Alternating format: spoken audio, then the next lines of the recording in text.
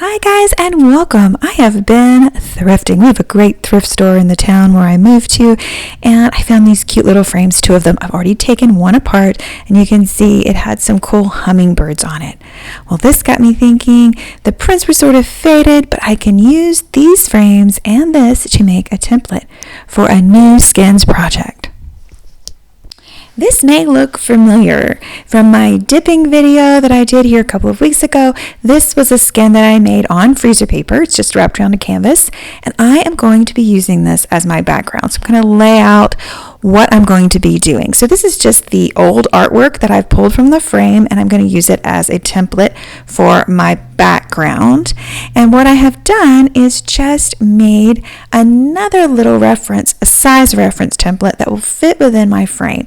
And this is just a cutout of a hummingbird on a flower, because that is what we're going to be doing today for our skins project. And see, I made sure that it will fit, and that way it will go in the frame and not be too big.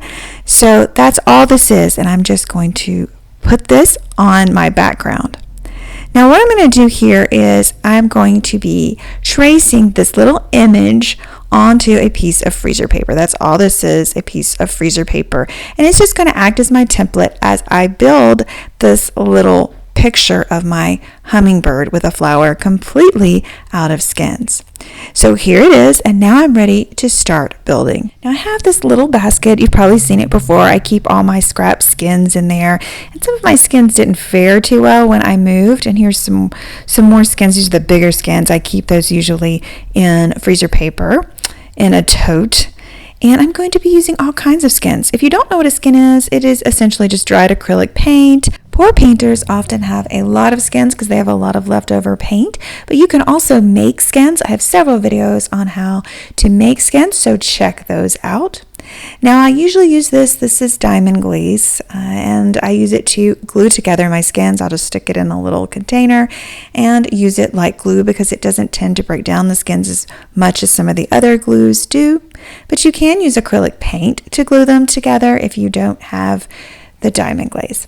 Now this is just a piece of orange skin, orange and yellow. It's getting a little brittle, but it's going to work great to make flower petals. So I'm going to start with my flower down here. For me, this is a very organic process. I just cut each petal. I kind of fit it onto the template that's on my freezer paper, and then I'll cut each petal to size until I have enough petals that I can start putting the flower together. You could use a flower petal template to cut these out, but that's no fun.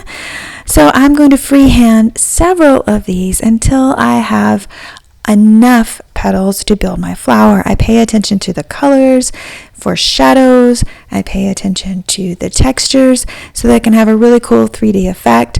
And I'm also going to be working on the middle of the flower. Now, when I have enough of those, I'm going to go ahead and make the stem because I need the stem underneath the flower petals. So in order to attach them, I'm going to have to go ahead and do the stem. The stem is not perfect by any stretch of the imagination. I'm going to do the little leaves underneath, the little sepals, and then I can attach my flower petals to that.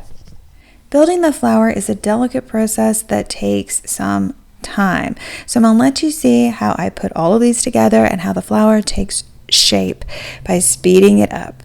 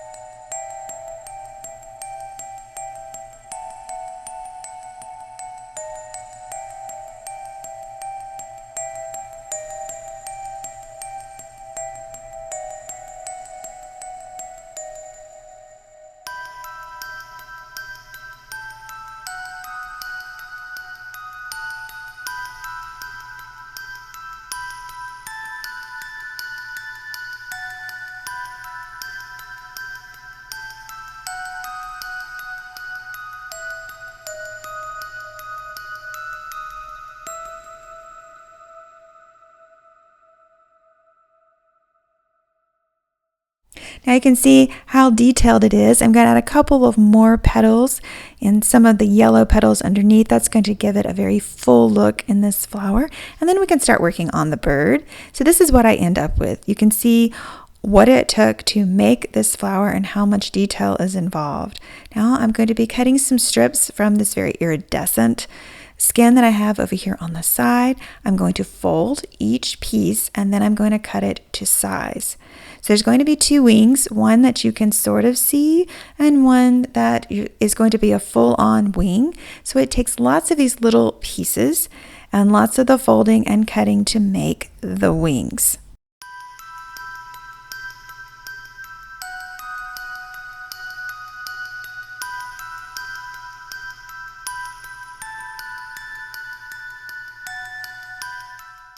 Once I have enough wing feathers cut for my bird, I'm going to begin building the bird's head and body.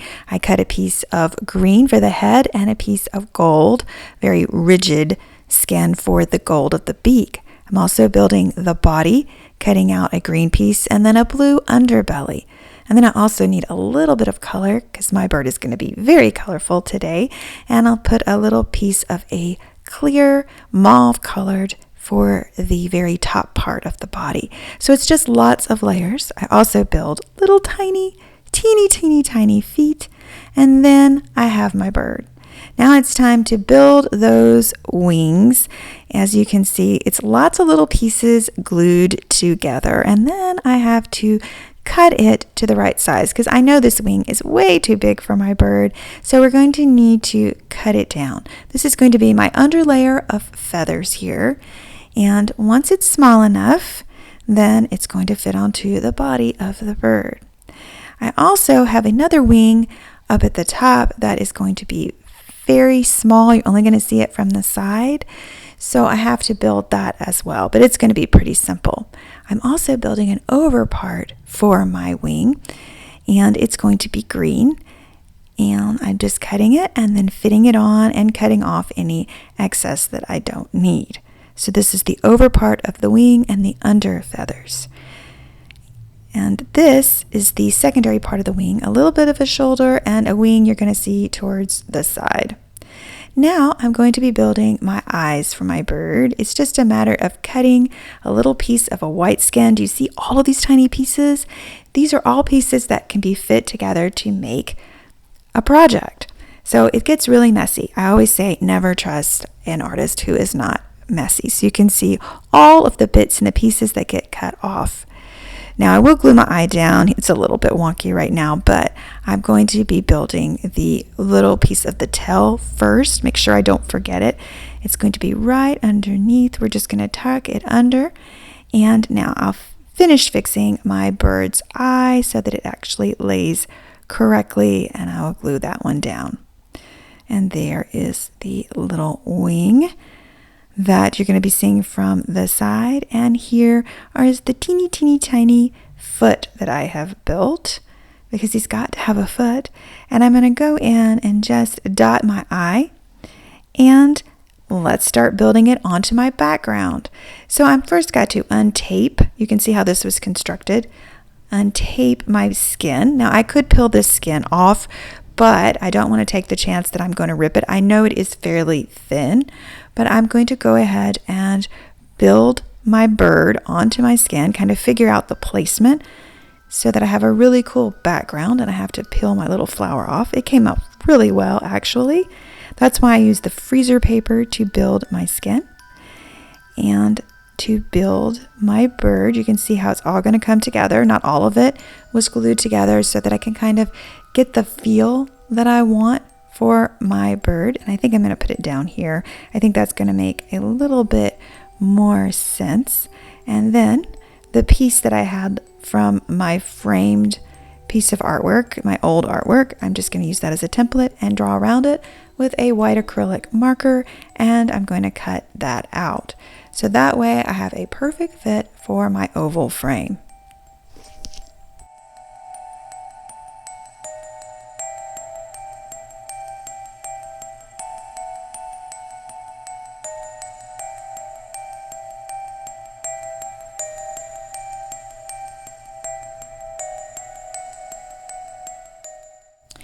Now my background is completely cut out. I am going to be leaving it on the freezer paper to make it easier to put together. But as you can see here, you can peel off the skin if you're so inclined. But I'm not going to be doing that today. I'm just going to be leaving it on there. I'm also going to be painting this mat because it's pretty kind of grungy so that I can put everything back together. So now I'm just going to realign my mats from my thrift store finds. And here's the gold mat completely repainted. I've cleaned off the glass, and as soon as I glue everything down, I can get everything put back together. So I am going to be gluing it down, and that's what this is in the bottle. It's just more diamond glaze. Just putting a little bit on the back and making sure the bird is where I want it to be and the flower. Just putting a little bit, you can see, not a lot. You don't want to break your skins down with your glue or your adhesive. And here it is. I'm just going to wipe away any excess that I've got on there. It will dry clear. And then I'm going to put everything back together in my thrift store frames, and you can see exactly what it's going to look like.